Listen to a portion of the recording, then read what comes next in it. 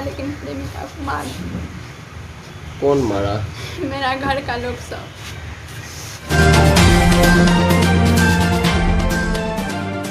दोस्तों सब्सक्राइब करें और इस बेल आइकन को दबाएं और पाएं वीडियो सबसे पहले। नमस्कार, मैं हूं राजीव रंजन और आप देख रहे हैं जनादेश न्यूज। आपको बताते चले कि इन दिनों पूरे देश में आरती और छोटू की प्रेम कहानी चर्चा का विषय बना हुआ है।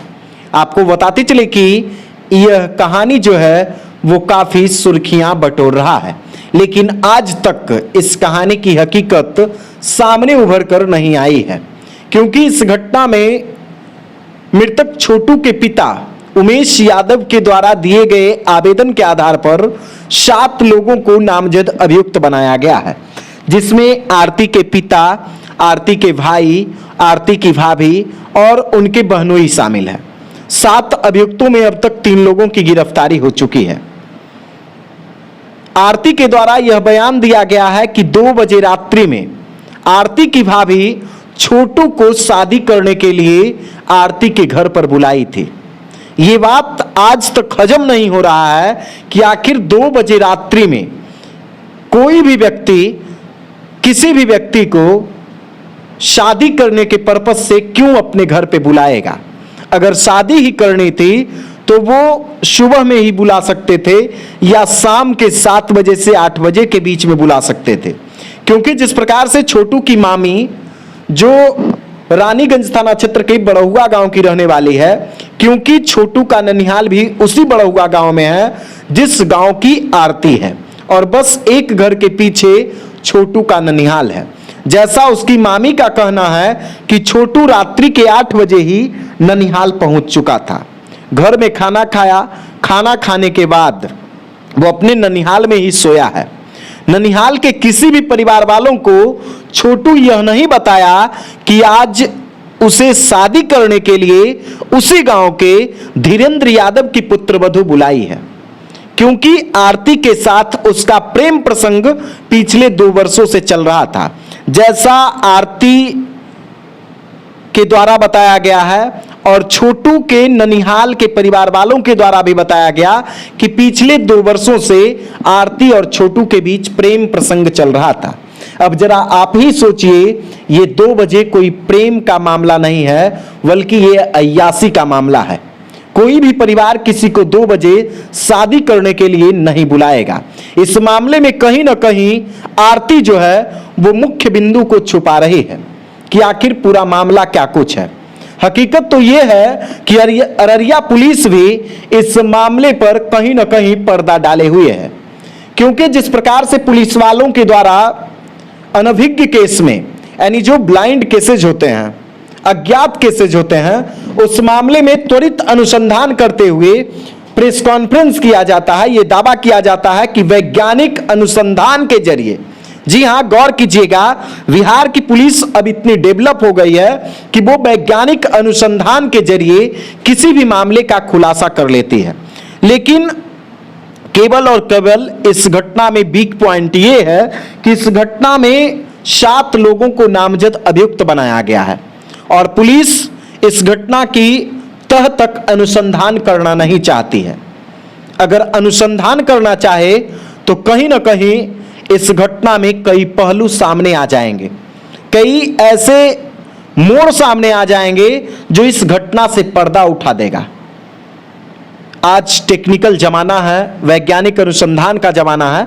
जैसा बिहार पुलिस और बिहार पुलिस के पदाधिकारी हमेशा कहते हैं कि वैज्ञानिक अनुसंधान के जरिए इस मामले में इतने लोगों को गिरफ्तार किया गया, इनका मोबाइल लोकेशन, टावर लोकेशन, इतनी बार बातचीत हुई, ये सारी बातें कही जाती है। लेकिन आरती और छोटू के मामले में कहीं ना कहीं पुलिस भी बचते नजर आ रही है, इस मामले पर पर्दा डालते हुए नजर आ रही है। पुलिस इस मामले में किसी प्रकार का कोई खुलासा नहीं करना चाह रही है, क्योंकि आरती के गांव वाले भी इस मामले पर कुछ खुलकर बोलने को तैयार नहीं हैं। गांव वाले के जवान पूरी तरह से सिल चुके हैं। उस गांव की अगर बात कर लें तो गांव में इस घटना के संबंध में बातचीत करने पर गांव वाले केवल इतना ही कहते हैं कि अगर इस संबंध में बातचीत करना है तो आप आरती के घर के पास ही चले जाइए, हमारे पास नहीं बैठिए।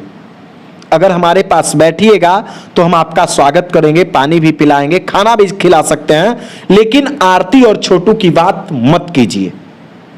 आखिर क्या ऐसी बात है कि गांव वाले भी दबी जुबान से भी कुछ नहीं बोलना चाह रहे हैं। और पुलिस का तो खैर कहना ही कुछ नहीं है।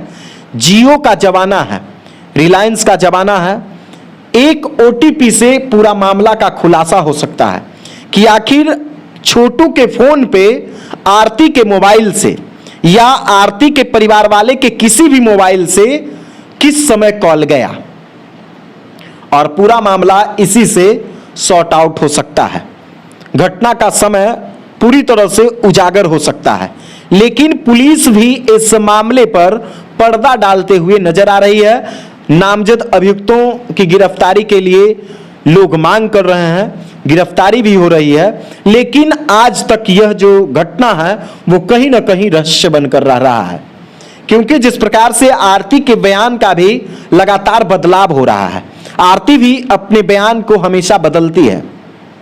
कई मीडिया के साथ उन्होंने यह बयान दिया था कि उस दिन उनके घर में किसी प्रकार का कोई कार्यक्रम था।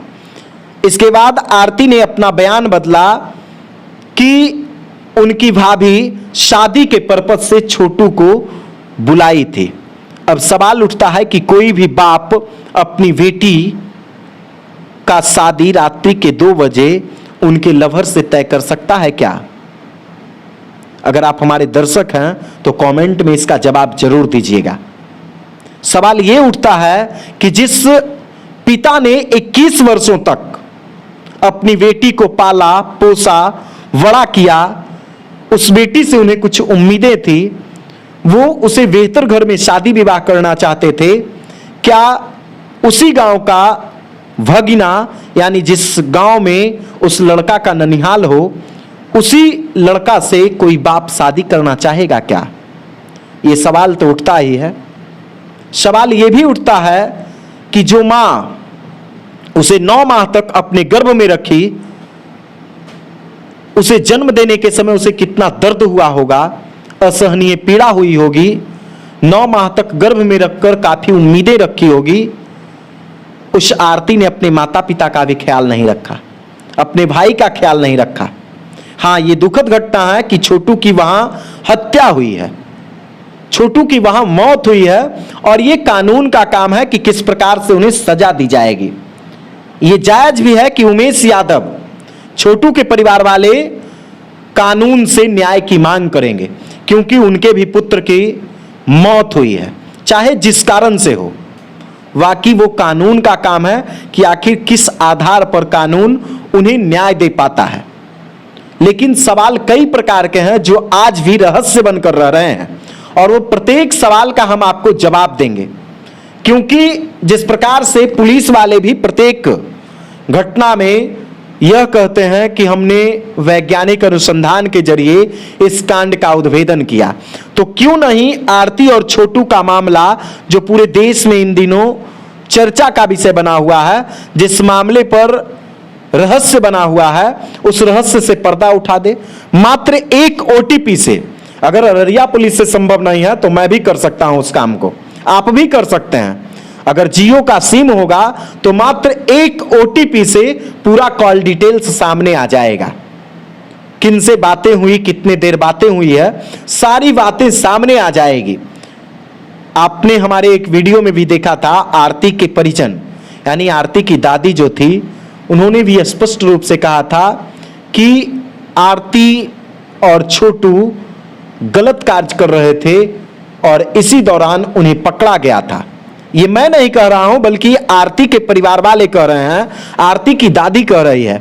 आरती के मां ने भी कई मीडिया के साथियों को इंटरव्यू दिया है, उन्होंने भी कई ऐसे तथ्य बताए हैं जिसमें साफ तौर पे कहा गया है कि कहीं ना कहीं आरती बहुत कुछ छुपा रही है, और आरती की बातों में कहीं ना कहीं रहस्य नजर आ रहा है कि आखिर वो किसे बचाने के लिए इस प्रकार का षड्यंत्र रच रही है। दोस्तों, अगले वीडियो में हम आपको और भी कुछ बातें बताएंगे। अगर अभी तक आपने हमारे YouTube चैनल को सब्सक्राइब नहीं किया है तो जल्द से सब्सक्राइब कर लीजिए और पाइए बिहार की तमाम छोटी बड़ी खबरें।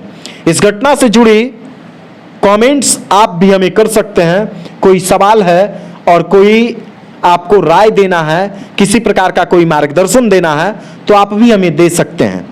अगर अभी तक आपने हमारे YouTube चैनल को सब्सक्राइब नहीं किया है तो जल्द से सब्सक्राइब कर लीजिए और पाइए बिहार की तमाम छोटी बड़ी खबरें।